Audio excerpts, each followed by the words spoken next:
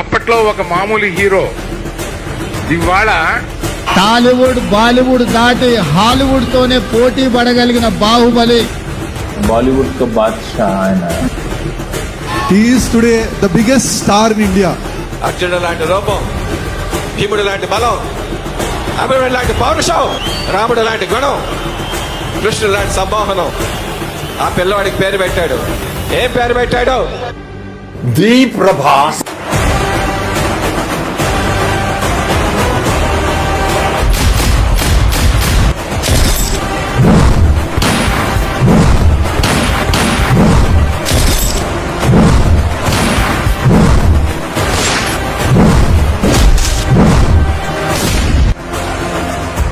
ఈ డైరెక్టర్లు అందరూ మేమందరం పాన్ ఇండియా అంటున్నాం.